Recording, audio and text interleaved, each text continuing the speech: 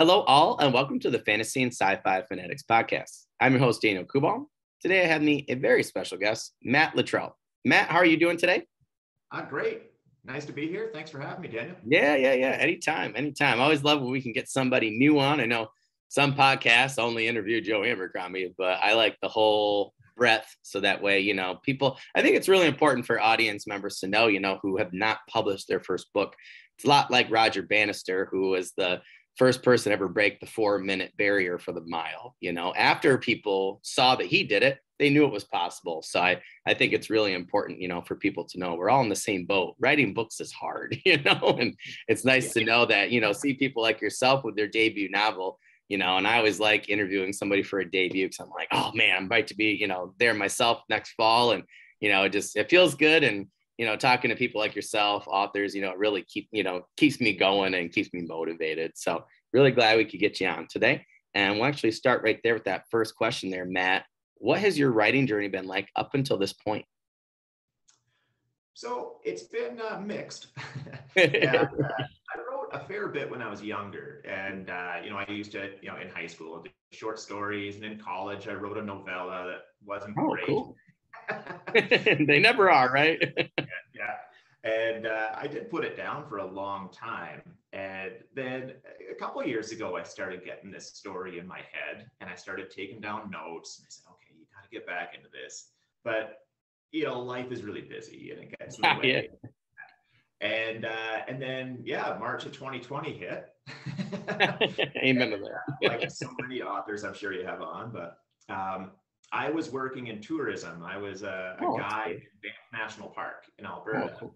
And so I had lived in Banff for about 15 years. And so when COVID hit, I lost my job in tourism. And my backup job was doing sound for live events, which was also just wiped out.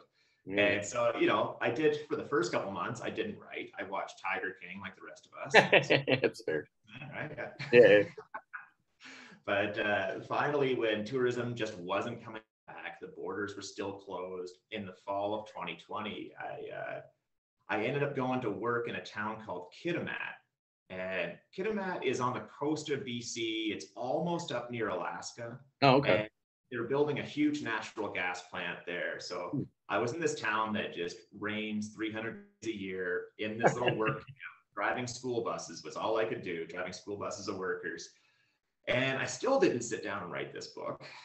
And then I finally got exposed to a COVID case and they locked me in this little 10 by 10 room for 14 days. Oh, wow.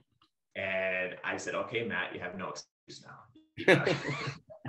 And I'm sure, as you know, like the hardest thing to write is the first sentence. Well, once you actually start committing to it, you can kind of get things done.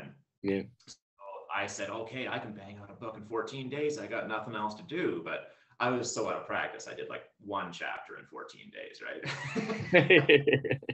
I worked on it for another year after that of writing and a year of editing.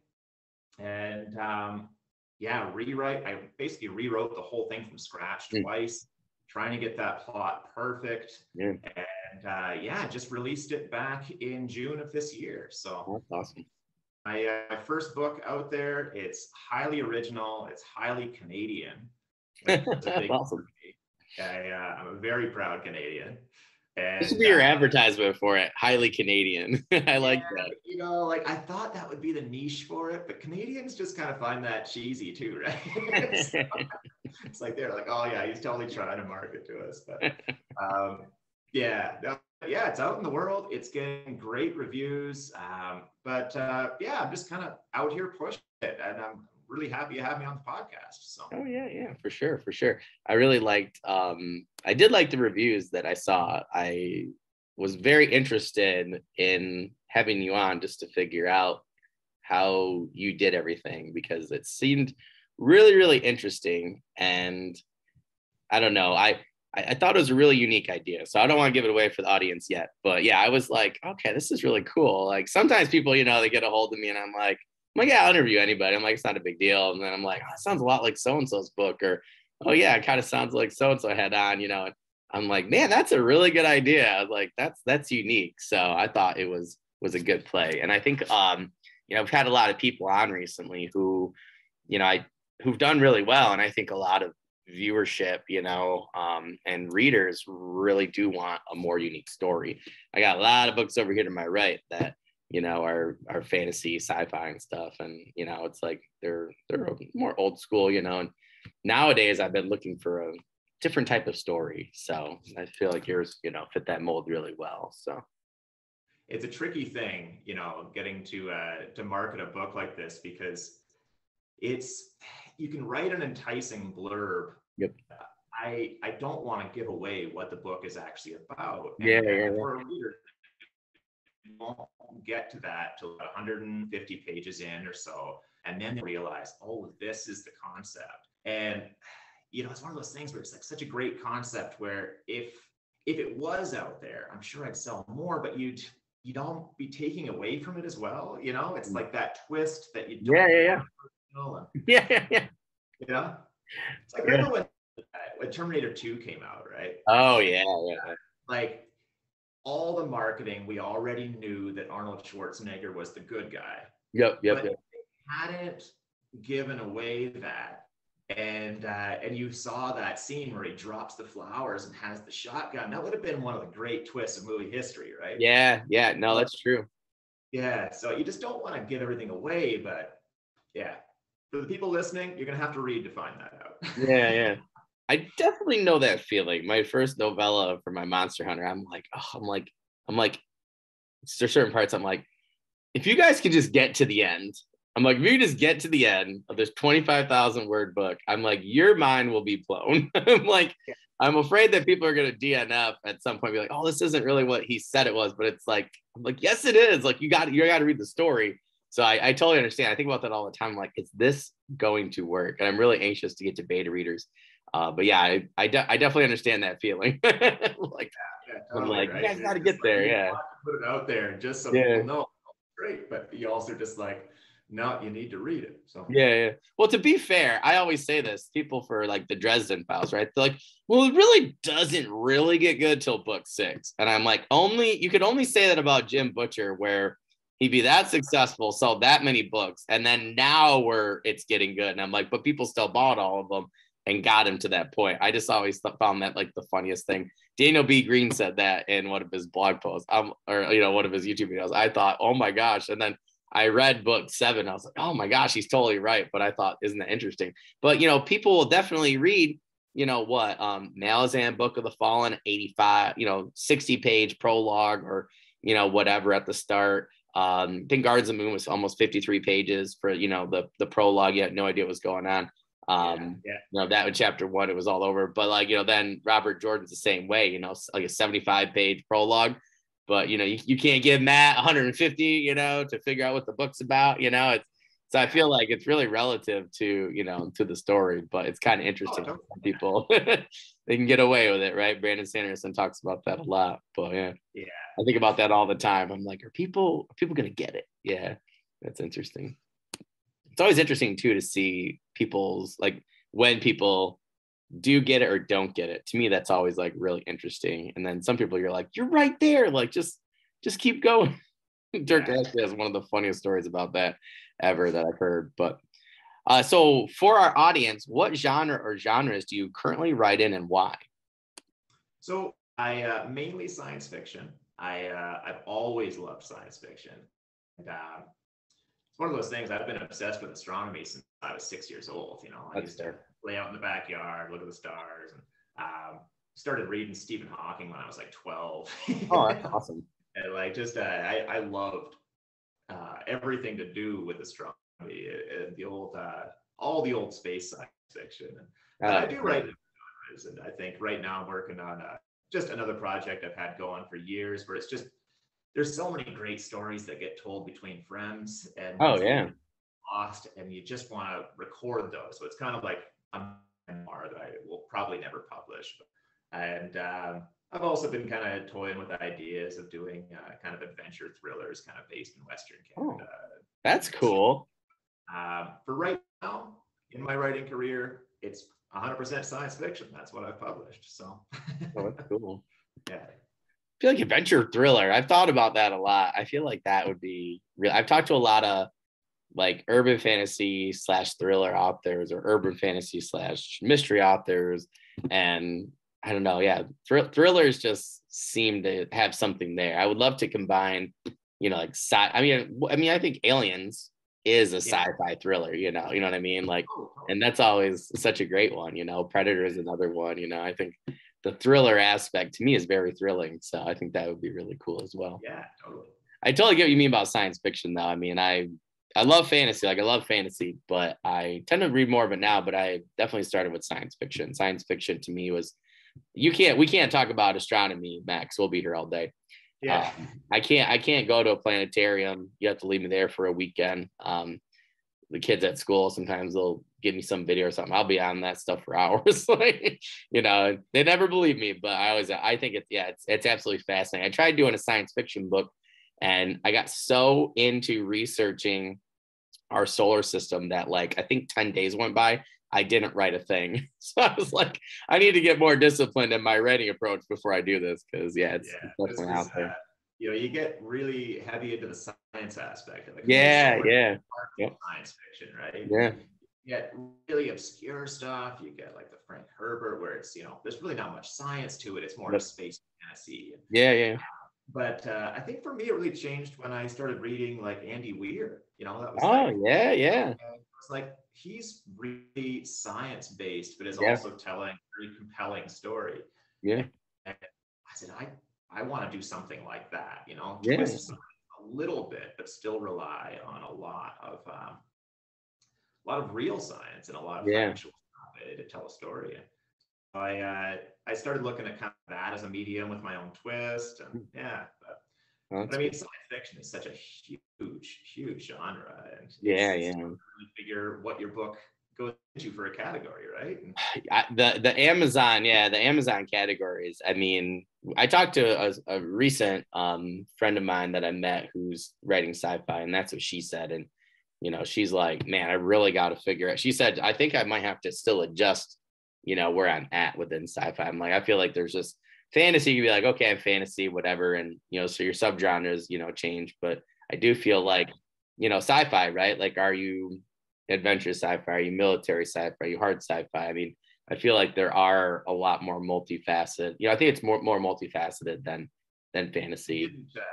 I didn't quite realize, when I first published, you're choosing your genres, and I was ranking really well, but it's because, my book has a really strong love story to it. And I like to think of it as like a love triangle. My brother described it like this. He said it was a love triangle between a scientist, his girlfriend, and his work. And so I said, okay, well, it's kind of a science fiction romance. And I put it in that category. I didn't know the kind of smut that was on there. It was like Ursula, the ice giants, and all this. Like, every other book had some kind of greasy green six-pack on the cover, and then mine was just a middle. It was just. It's funny because I know a lot of people have done that. I also knew one author that like kind of got blocked, I guess you should say, by readership, because they're like, you're just in this genre, and I honestly don't think he realized like what was going on, because it was his debut novel a few years ago. But yeah, he told me, he goes, you want to know a way to tick off the romance crew? He's like, he goes, I can tell you. I was like, oh man, like it was really funny. Yeah, so he did that because he's like, yeah, there's a love triangle in mine, because I put it that, and yeah, he was doing pretty well. And then people were like, this isn't really romance. And I was like, to be fair, I was like, Star Wars with Han Solo and Leia, I said, I definitely think you could, call that type of story a romance, because you got, a great one in there. So I really think it just comes down to, like you said, right, but romance is another one, right? Those different, it's very multifaceted, So if you can get it in there, romance category, you got to be careful with, though, right? Like, friends of mine, they loved the book. And the first thing they said that was like, oh, we needed more smut, we needed more dirt scenes. I'm like, I dedicated the book to my mom. I'm not going to write that. You know what I mean? I do, because I'm a teacher. I always write like PG-14.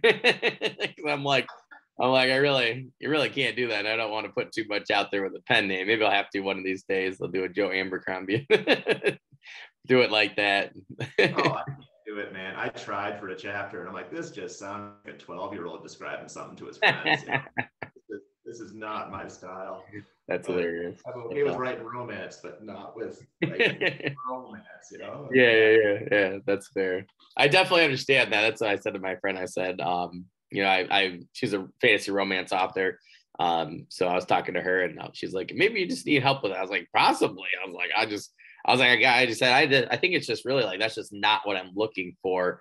Not that, you know, like yours, like love triangles, things like that, or romances, but there's just certain things I'm like, I'm just not looking for in a book. You know, I'm like, I'm really just there for the fantasy, the adventure, ancient civilizations, new technologies, you know, if it's, you know, science fiction or something a little different, but maybe not something a little different, you know, in another category, in terms of writing and stuff. But yeah, I'm like, I was like, you know, again, I think you need to write, you know, what you love to read. And, you know, I'm just not really into that. I'm just more into, you know, heroes doing their thing, the good guy winning, you know, stuff like that. So yeah, but it's really funny. Write what you want to write, right? Yeah.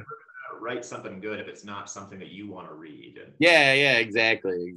I do love, that's what my friend and I, we had such a, but then, you know, then again, you know, we had such a great talk. My buddy and I, we love Patricia Briggs. I absolutely love her Mercy Thompson series.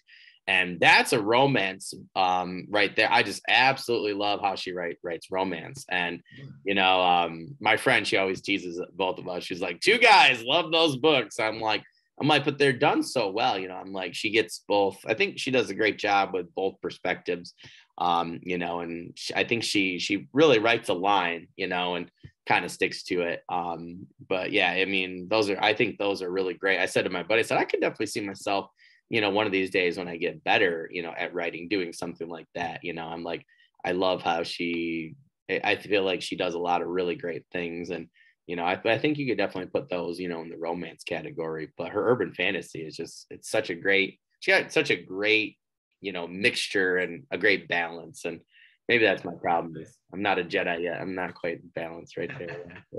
That's a great story that you have though. That's awesome. That's really funny. All right. So my favorite question to ask authors for their debut. So what is your book river jumping about and how did you come up with this idea? So I will just describe a bit of the first act. Perfect. Like I said, I'm not going to give away. That's fair. But river jumping, it's set in Vancouver, BC in the near future. And it's basically a story of two scientists who stumble upon this new technology. It's a sample that they're working with and it disappears. They have no idea why.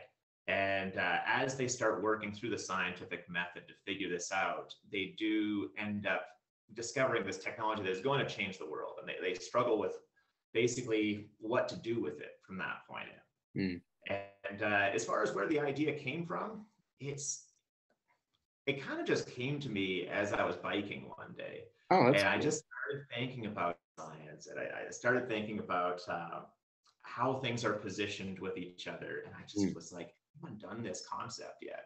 And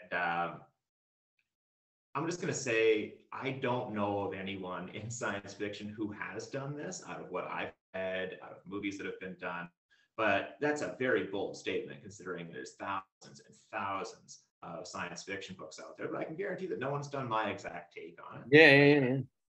Yeah. Idea. So, river jumping follows the course of the lives of these two scientists as they end up taking this idea and running with it, what it does to their careers, what it does to their relationships, having to work in secret, and they end up involved in a global conspiracy from it. They end up rubbing shoulders with billionaires, and the end of the book gets pretty wild. So that's cool. Like the theme of the book, the day that came to me in terms of the two characters, I had already started mapping it out, and it came from a day when I was camping and we were whitewater canoeing.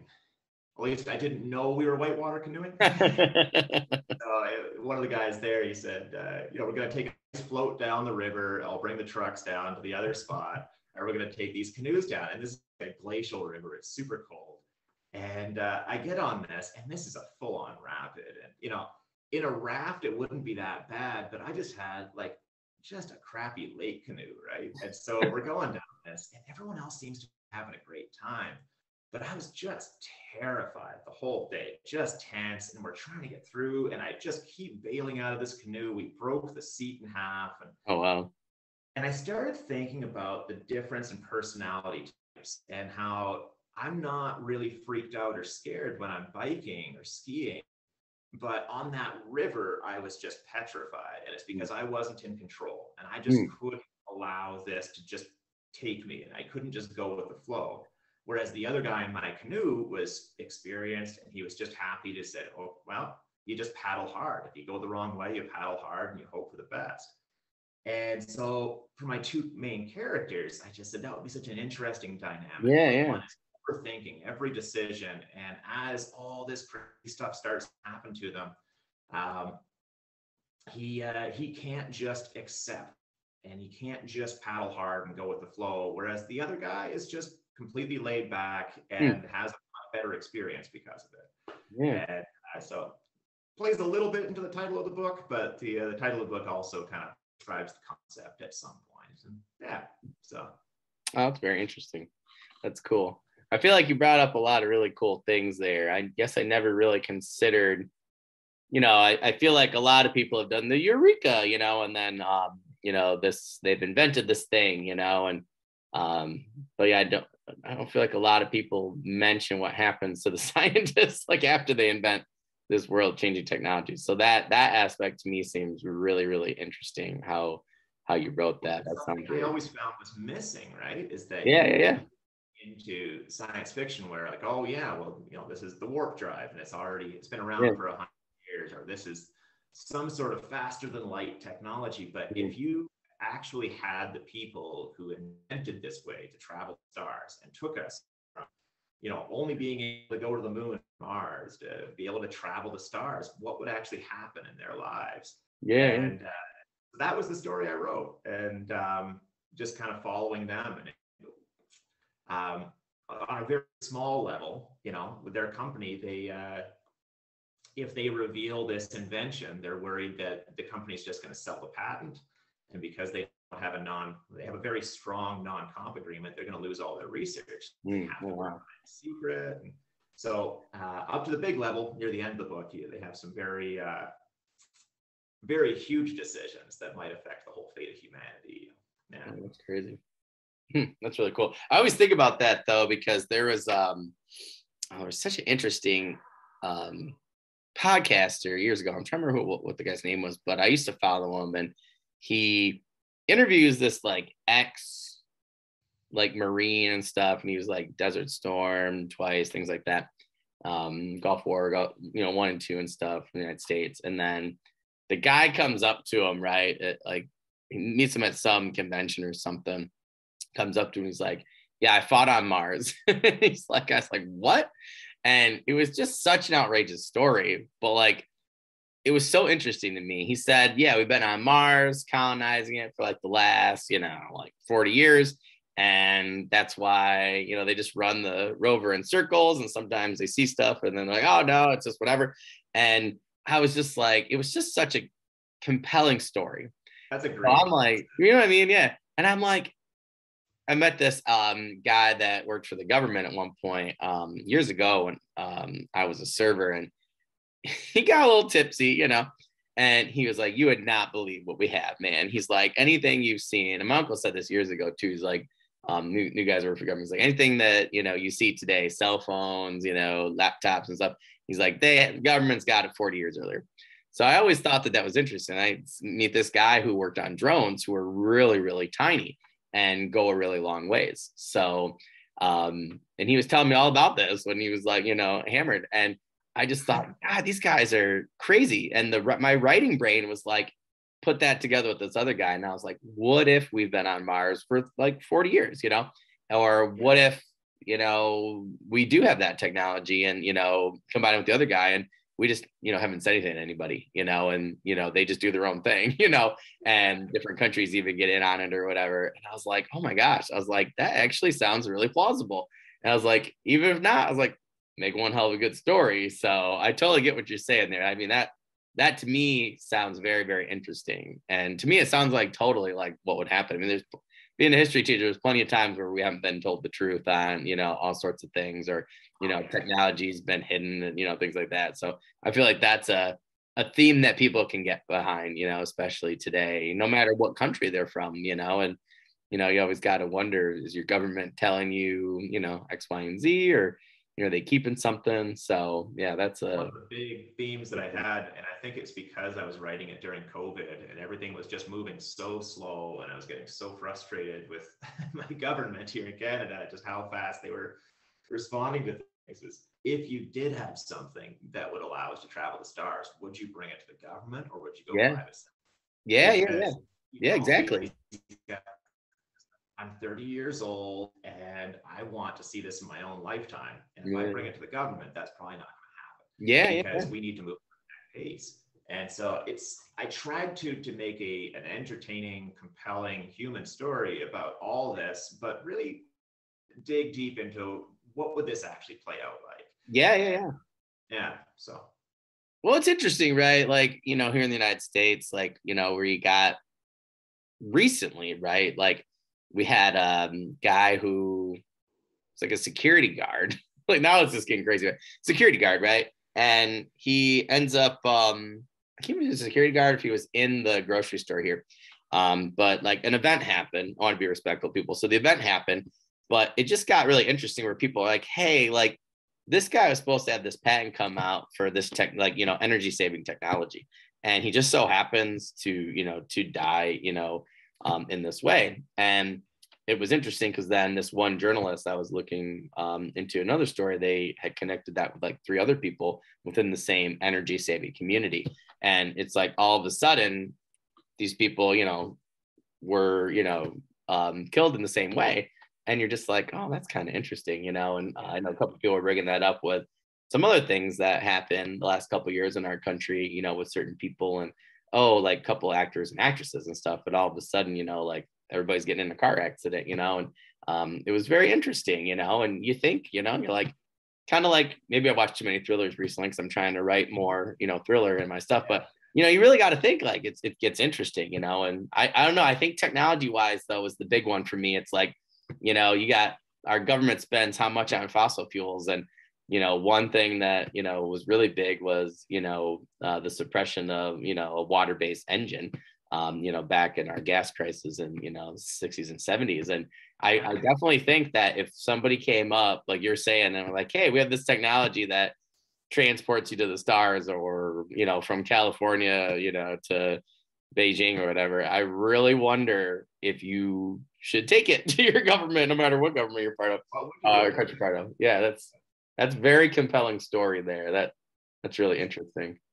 Yeah, I think the one thing writing science fiction these days is just like one of the hardest things about it is just getting an original concept. It's like you go through your head. I mean, it's the same thing with fantasy too, right? It's like you go through your head and it's like, oh, this would be a great idea. Oh no, it's been done. It's kind of like Simpsons, but like Star Trek: The Next Generation did it. Like concept you can think of. It's like, oh, okay, well. So then when you finally have that one, you start kind of putting the story together. It's really fun.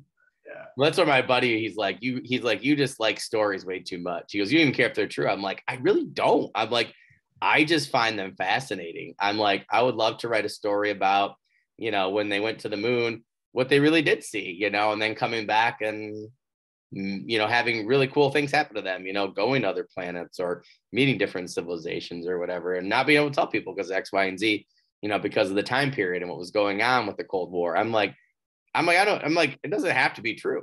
I'm like, to me, a good story is a good story. There's mythology, mythological stuff too, where I'm like, God, like, I want to go deeper into that. I'm like, what happens if Hercules, really did exist, and he isn't, he is, half God, and half mortal. And what if he's just, in his 60s now, and some kid finds him, like the Sylvester Stallone movie that just came out, where he's like the superhero, and that, I'm like, stuff like that just runs through my mind, as a writer. And I hear people say things, I see things, and I'm like, I just if I find it a compelling story, it makes my writer brain, just want to write it. So that's what, yours is like really making me think now. It'd be really cool too.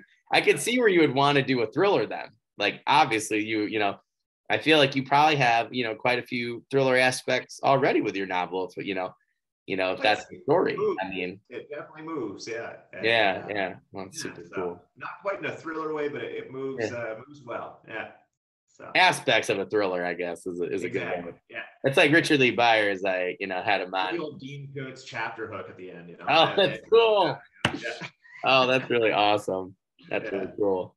I like that though, when you take something, that's where I talk to a lot of thriller authors and mystery authors too. Like, I would love to write like a CSI fantasy story, or I got like the fire mage, or I want him to, or a fire elementalist, and I want him to be like a CSI or arson investigator, and follow the clues or stuff, and I like different genres being in fantasy and sci-fi and taking the best parts. That's where I was talking about romance, taking the best parts and, putting in our genre to make it a new, better constructed thing, I think makes a lot of sense. But that's really cool. Well, that's awesome. I'm really excited to read that. That sounds absolutely amazing. And this actually leads me into the next question perfectly. Do you plan on this book being a standalone, a trilogy, a series? I always envisioned River Jumping as a standalone. Okay, cool. I really wanted to write a book that had a strong beginning and a really strong ending. And that was one of the things I kind of ran into with publishing. I mean, just to go on the business end of this for a bit, writer, right? It's, it was just a little too long. I definitely whittled it down, got streamlined it so it flowed perfect. But they it was over 400 pages, and there's not many traditional publishers who want to risk that on a first-time author. And so everyone's saying, "Oh, why don't you break it into a series? Break it into a series?" And it's like, but I don't want to do a series. I really want a one-time compelling story. Yeah. And so that was one of my motivations for self-publishing. But as it stands right now, it's been about 50-50 on the readers I've talked to. Some of them are just like, let it be, it ended perfectly. And some of them are begging to hear more from these characters and saying, you got to write a sequel, you have to write a sequel. So I have some ideas for a sequel, and I'm starting to write them out. I still don't know if I'll release it. It's or if I will get around to writing it. But I think, I'm sorry for the convoluted answer. I've always envisioned it as welcome to being an author. To a sequel, it would probably be a trilogy. I would just kind of take some concepts that I didn't have time to explore in River Jumping and kind of dig into them a little bit more. So that's really cool.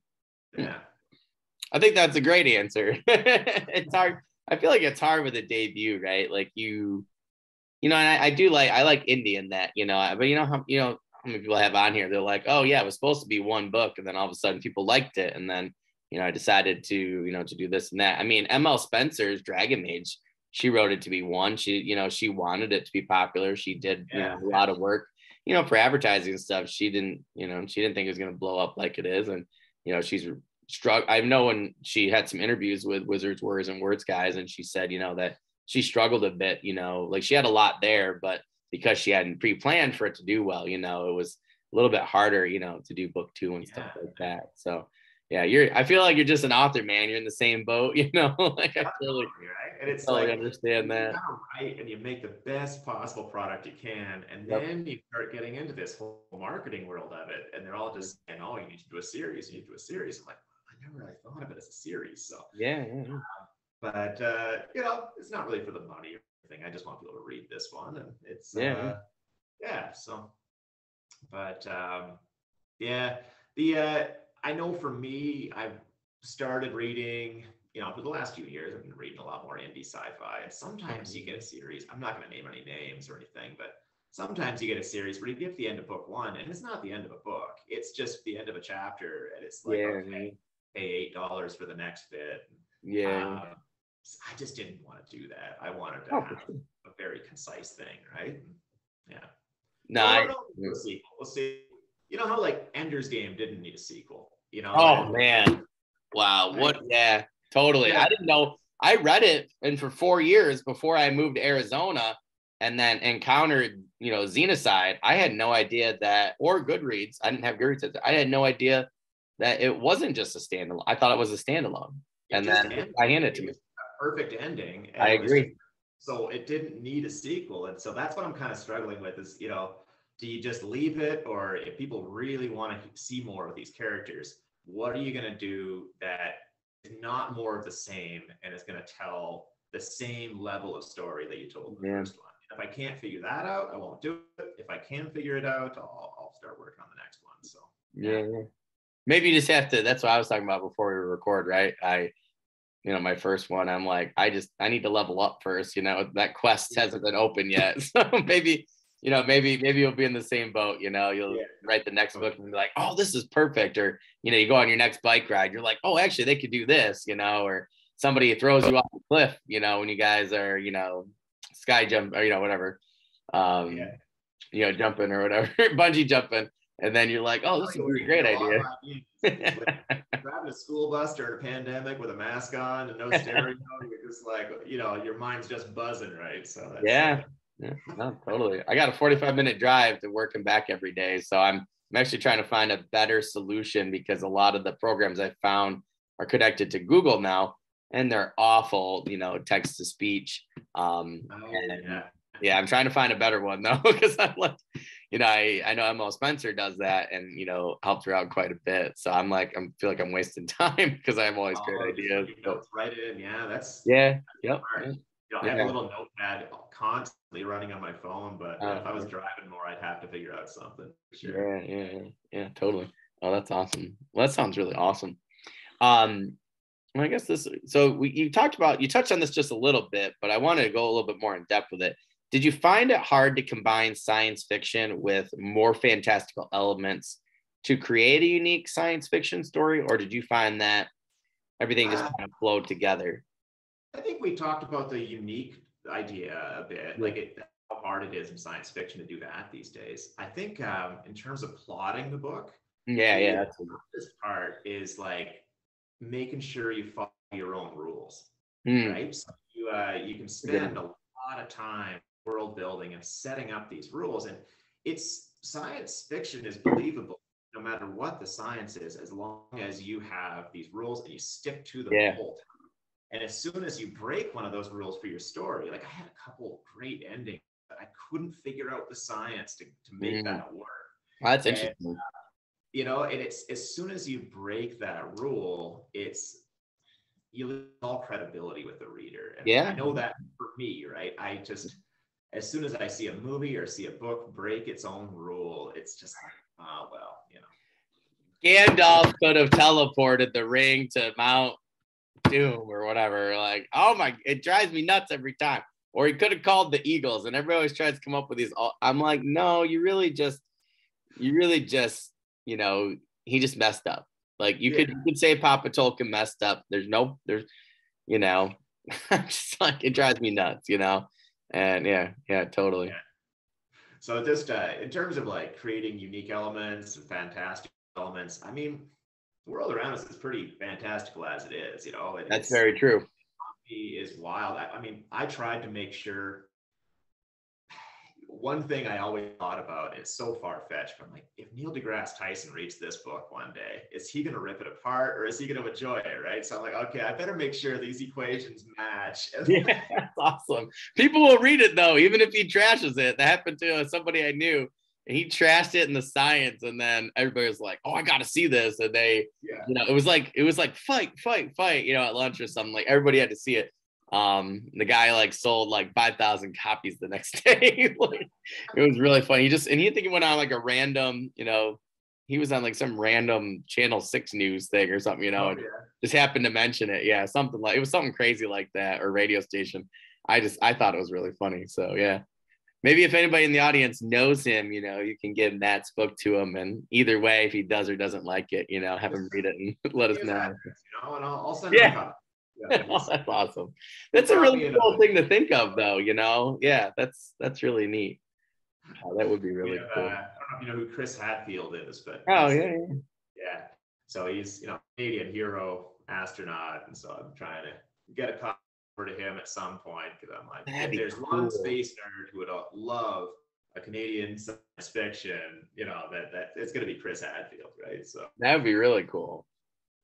His book was awesome. His an astronaut's guide to life on Earth. If you ever get a chance, it's fantastic. Yeah, I actually it's funny that you said that because I just added that because Andy Ware's books. I added a couple more to Goodreads, so that one actually popped up. So I actually added that on there too to be read. But yeah, I haven't read his thriller yet. I have that Apollo Murders one.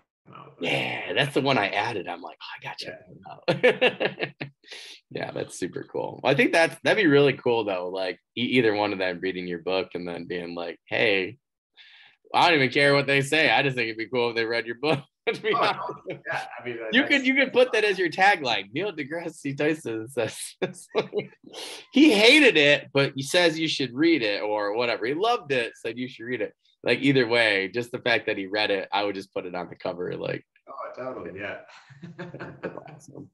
Well, that's really cool. I think I need bigger aspirations. If those are, the two people that you want to read your book, I was thinking like my mom, kind of like up my ante, like. I always think about that though. Like I really, I put a couple things in every once in a while where I'm hoping that an author who I, got the idea from, I'm hoping that they're like, oh, that's kind of like my thing. And instead of, calling their lawyer, I'm hoping that they email me and be like, hey, thanks for the nod, or something like that. But that's yours is way more planned out than mine. So I gotta get on the bucket here. Just big aspirations. That's all. Yeah, that's awesome. I like it. Shoot for the moon, maybe hit the stars kind of thing.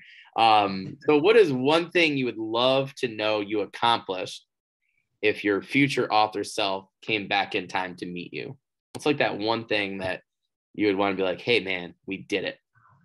I would just love to publish another book, but it's holy crap, it's a lot of work, and it really is. It really is. So funny. You finish right, like, yeah, awesome, and then it's like you're not even a quarter of the way there. Yep. By the time you write it, by the time you do all the editing and the formatting and the marketing. But I would love to just know I wrote more and published more. In terms for this one, it would just be really cool. Like I said, if it got, even if it never made it massive, if someone just referred to it one day and said, that's a lot like riffing, and I heard it. Oh, that's cool. Public zeitgeist. That would be that'd be pretty wild. That would be a pretty crazy experience. But really cool. In terms of future author Matt, yeah, I just I hope he's had a good time with it. And yeah, we'll see. I definitely will write more after this one. I've already got some starts going, but that's cool. Yeah. Respect you with the amount you get out, man. That's it's it's a lot of work. It's crazy, but it's so worth it. It's so fulfilling, right?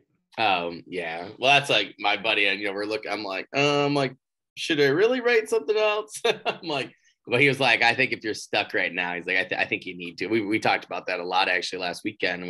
We have book club, and he's my ear, so we talk a lot about that. I'm like, he goes, how's it going? I'm like, I try with book one, and I'm like, I just, with this project, I'm like, I just can't figure it out. I'm like, I got other stuff that I could finish, in a couple months and get it out there to people, and novella being one of them, and I'm like, I just can't figure it out. I'm like, I just don't think I'm at the right level yet.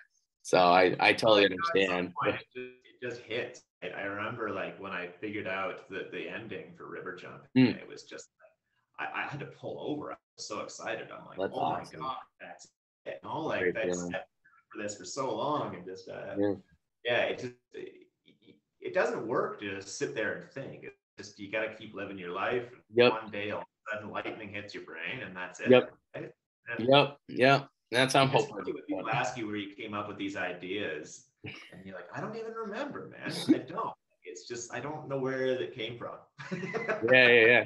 Well, I think that's a good point though, because I always ask people. It's interesting because some people do remember, some people don't. Like me, like I have, you know, like this, I had the same thing, crappy college idea, you know, like, and I wrote a lot about it. I wanted to be an illustrator. So I was like, I'll do my own graphic novel. I was like, I'll do this. So I created this whole fantasy world, and then I left it in shambles. And then, you know, a few years ago, I'm like, you know what? It'd be really cool if I just changed this. Instead of making multiple gods, I was like, I'm going to do this one yin and yang thing with this brother and sister. They're going to be more like cosmic forces rather than entities. And all of a sudden, I got this whole Star Wars like, but way deep with the philosophy and all these, you know, caveats. And it was just like a river literally ran through, you know, and left all the silt behind on that old idea. So I talked to a lot of, you know, younger authors, a lot of my students, you know, who aspire to write and stuff. I'm like, doesn't matter if it's crap. I'm like, that crap is literally fertilizer for your future career. So we talk about that quite a bit. So one girl was like, I'm going to make you a t-shirt that says that, and it's going to have little like turds on it. And your future career. Yeah. So yeah. So, but maybe one of these days they'll write something better than me. I hope so. But yeah, I think, I think it's, you know, I think it might be interesting, right? My friend, we always talk about this the last couple of months, where future authors self. And one of my friends is a sci-fi author. He's like, I'm going to write that book for you and we'll see what they have to say. And then he wants like him and his, you know, future self to go on this like adventure. He goes, maybe I'll make it where like the time cops, you know, like come to try and stop us or something else. So that's a really good idea. But yeah, I definitely think it'd be cool to be referred. I always love people's, you know, because for me, that again, that keeps me going. It's like fuel. I think that would be really cool, you know, being mentioned, you know, your book being mentioned by somebody, you know, and oh man, just being like somewhere in the zeitgeist, like, yeah, you know, being on par with, you know, something where they actually said like, yeah, like, that's like river jumping, or yeah. Oh, that's very Luttrell-ish or something. I know that's a huge head, a huge ego thing to say, but like if there's one big goal, that would be really cool. And yeah, you never know. Well, people say we're like, so maybe they could say Luttrell like in the future, you know, like yeah, you know, yeah, that would be really cool. Oh man, now I need to add that. I have such a long list that you guys gave me. Now I have to add that to there as well. I'm gonna be unbearable in a couple of years. I tell you, I have all these things that I'm gonna be like crossing them off on a list, you know, that kind of thing. Yeah. I came up with this one a while back, and everybody, no matter what they've said, it's been really interesting. What is one tool or strategy that you would like to try in the future?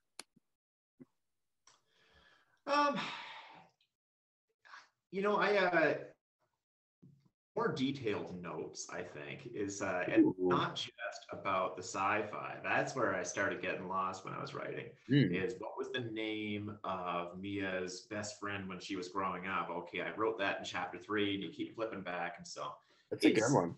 I think when I do this again, I'm going to keep notes on every part of the world building and not just the science. Yeah. You know, you can definitely still do it. It just takes a lot longer. It really does. It really does. So, thank goodness you can search on Word, right, for a particular word. Yeah. It still takes a while though, you know, especially if you wrote a whole book, you're like, oh, is that chapter 3 or, you know, chapter 8? Like, you know, then you got to read it and then you still have to fix it, you know. Yeah.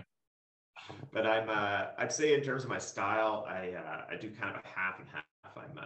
I plot the end of each act when I wrote that. So that was kind of like, okay, I know where I want to be for the big twist at the end of Act 1, and then the big twist at the end of Act 2. Yeah. And I just kind of pantsed it in between. And that seemed to work really well for me because it gives you something to write towards. Yeah. Nice little goal. And you never really get stuck, right? And but I'll probably keep going with that tool. I'd like to try some other methods of plotting for my next one, and maybe try a bit more of like this one had a bit of an ensemble cast, you know, but I'd do a bit more of an ensemble book for the next one now that we know these characters. Yeah. You know, we can get a couple more introduced, and That's cool.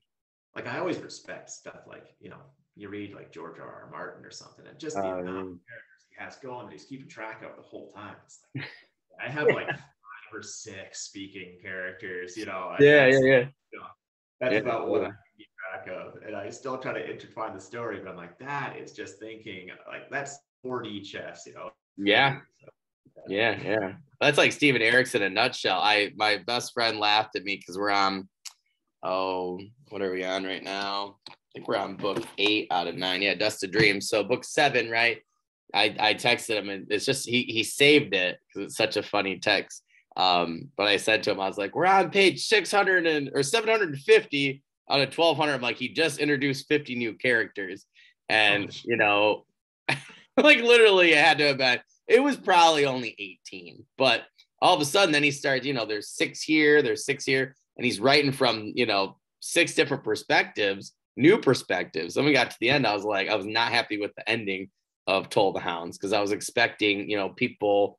There were certain things I was expecting, so I'm hoping that they happen in this book. But I was like, I knew it was trouble because I was like, we're literally 750 pages in, and we're adding, these 18 different perspectives. But yeah, I totally get that. It's like, holy moly! Like, how do you do that with? I would love to see Steven Erickson's notes. Like, he doesn't even have to tell me anything. I just want to see him. Like, I just want to see how he keeps notes. Robert Jordan, I would love to see Brandon Sanderson's note. Brandon Sanderson actually put up, I think it was Aloe of Law, book 1. And then there's a couple other ones. I don't know if it was like Warbreaker. I'm about to go back and look at him, but he put up his outlines and a bunch of his notes a little while back. I think it was during the pandemic. So I would love to see how different people take notes. Yeah, just to see, just how the brain works, right? To keep track of that. Yep. Yeah. So. Yeah, it's crazy. My friend said, yeah, Brandon has like 13 assistants. That's how. He goes, I picture they just sit around like a Jedi council or something, and he tells them the story, and then they're like, no, you can't do this because of this and that, and I feel like that's how Robert Jordan was, because he had like at least 3 assistants, plus his wife, and I think that, if that's your only job. My friend goes, why can't I get a job like that? Be like George R.R. Martin's assistant and be like, no, you did that in book 7, Yeah, it'd be cool. Exactly. That might be my goal. Have 5 assistants, that, write enough books where I have 5 assistants that have to keep track of all my, history and stuff. All right. Well, for that last one, do you have any writing news, updates, promos, anything like that you'd like to share with us before we head out here, Matt? For right now, I'm working on more stuff, but it's going to be a little while before that's out. For everyone listening, check out River Jumping. It's a page turner. The feedback I'm getting on it has been amazing. I have people who don't read sci-fi at all who have loved it. Interesting. And mainly because of the human element of it and this story. So it's on Kindle. It's on Kindle Unlimited. I got a new cover done just a couple months ago by a really talented guy, and the paperback looks fantastic. So check it out. And the more they sell, the more I'm going to be encouraged to write more. So that's true. That's true. Which actually leads us to the next thing that we're really focusing on for season 2 for all of our authors, indie authors in particular. Just please, guys, make sure you're going, when you're buying Nat's or anybody else's book and then you've read it, please just make sure, or even if you listen to it, people mentioned that to me recently too. If you've listened to someone's book on Audible, I do it all the time.